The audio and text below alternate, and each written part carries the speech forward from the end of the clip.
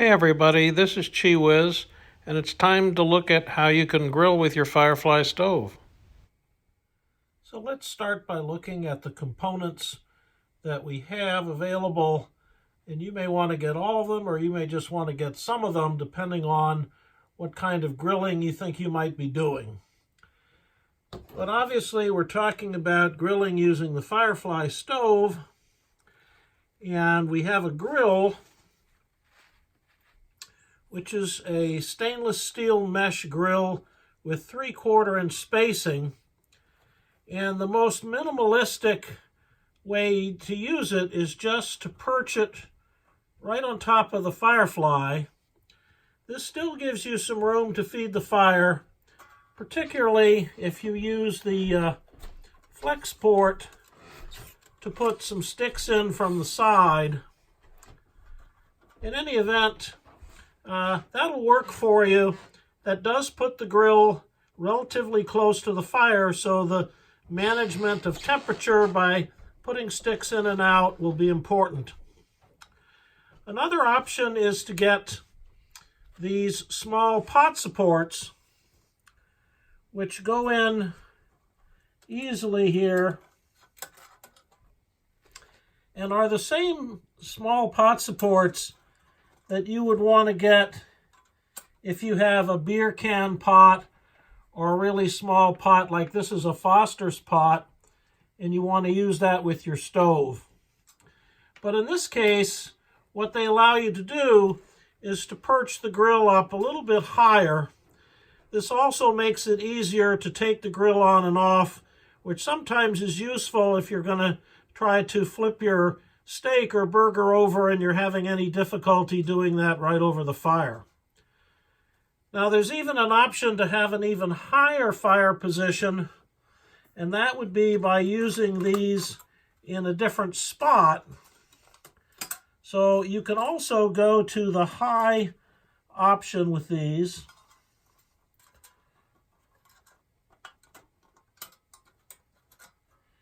And this puts the grill up quite high and would allow you to have a hotter fire, more room to feed wood, and still be able to grill.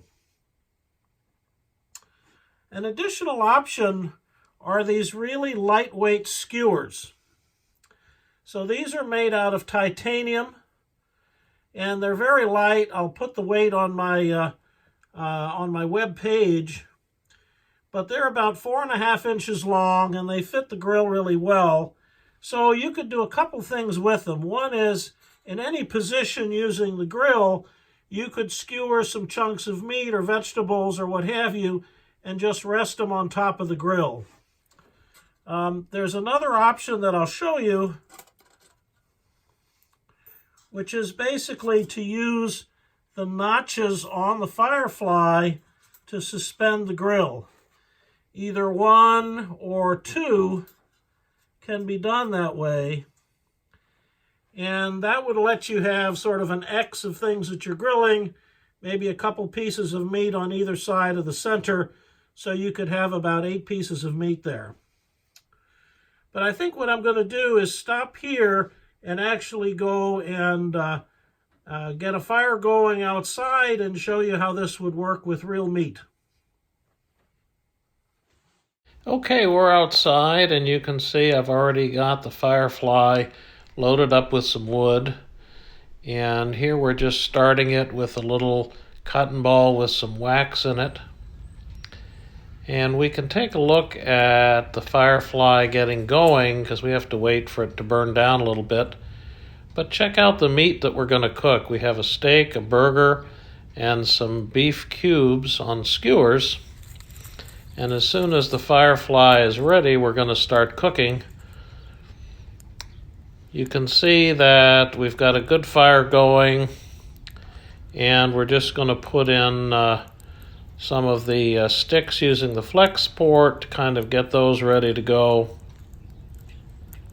And when it kind of burns down to coals, we can actually start cooking. So here we go. We've got a good coal fire ready to go, and I think we can put our steak on.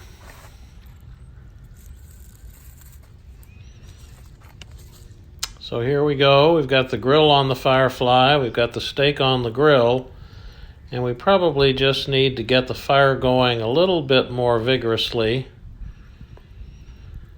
And the other thing you're going to see me use is a foil hood, which kind of traps some of the heat from the fire and speeds up the cooking when you're grilling. So that's the foil hood, and I'll show you at the end how to make that. It's very easy. If it's at all windy, you might need a stick or two to hold the foil down so it doesn't blow away on you.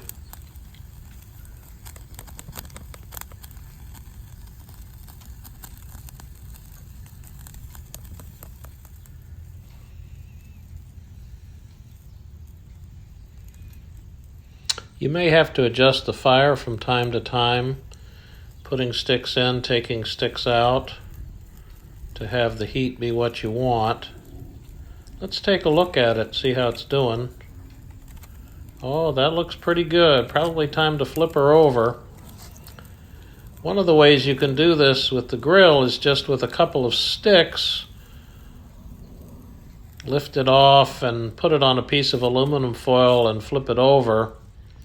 You can use tools. Here I am using a spork and one of my spatulas. Either tools or a stick to put the grill on and off. But the first side looks nicely done, a little bit blackened, but that's the way I like it. Put the hood back on. I should say all of this is speeded up a bit from real time, just so you don't have to sit here and watch and wait for everything to cook. So here we are taking the steak back off the grill. Again, using the two-stick method. And then we're going to put the burger on. While I was messing with the steak and the burger, the fire kind of died down a bit, so I'm going to have to get that going a little bit more vigorously. And then I'll be putting the foil hood back on.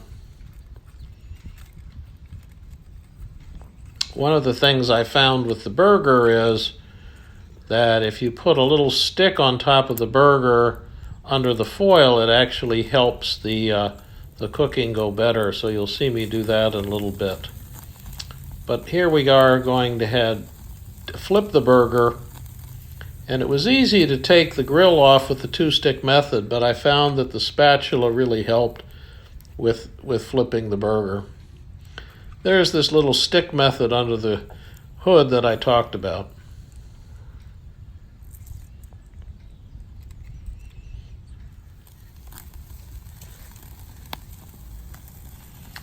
So you always have to think about adjusting the fire.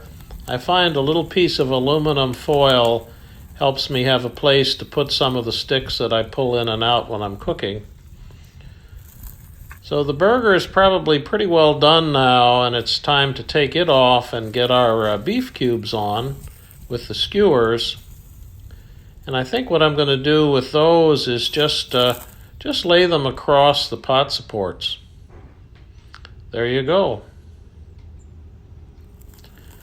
Get the fire going a little better again, and probably go ahead and put the foil hood on as well. When it's time to flip them, it's easier again to take them off and then mess with them and put them back on.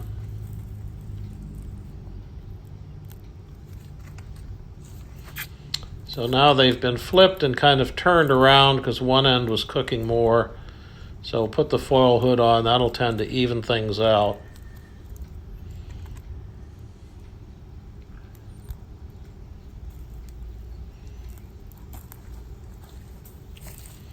So when these are done, the last step is just to actually heat up the FireFly and the grill to burn off any grease or drippings.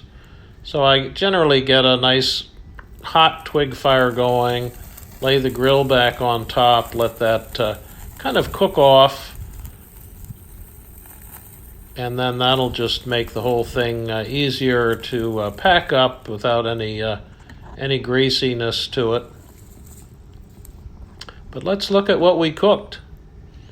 Got a nice steak, a nice burger, and some nice chunks of meat. I will say I snuck one of those chunks myself, and it was very tasty. Here's what the FireFly looks like when you're done. Really, everything just burns down to a little bit of ash you can shake out of the stove without any difficulty. Here's how to make that foil hood. I just double up a little bit of foil into like a 6x6 rectangle and kind of bend up the sides and kind of crimp the corners a little bit. Really nothing to it, very easy to do. And again, just very lightweight and just will speed up your cooking for you. So that wraps up our grilling demo, and I hope you had fun watching it. I certainly had fun making it, and have a great time next time you're out in the backcountry. Take care.